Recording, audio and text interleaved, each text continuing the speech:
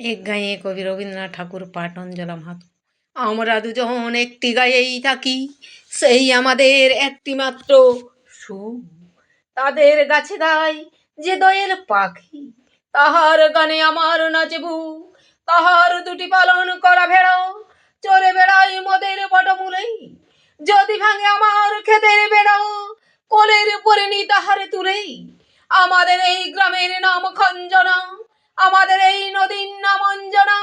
আমার নাম তো জানে গায়ের 5 জনে, আমাদের সেই তাহার নামটি রঞ্জনা।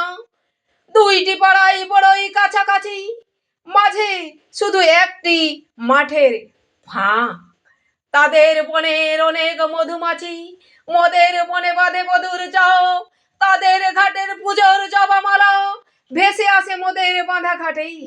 তাদের পাড়ার কুসুম ফুলের ডালা বেচতে আসে মোদের পাড়ার হাটেই।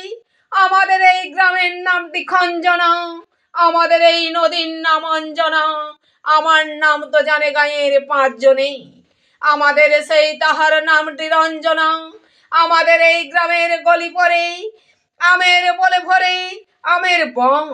তাদের খেতে যখন তিসি ধরে, মোদের খেতে ধরে তখন সম। তাদের ছাদে যখন উঠে তারা, আমার ছাদে দক্ষিণ হাওয়া ছোটে।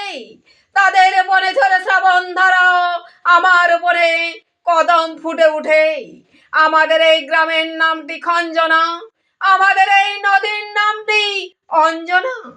আমার নাম তো জানে গায়ের 5 জনে, আমাদের সেই তাহার নামটি রঞ্জনা।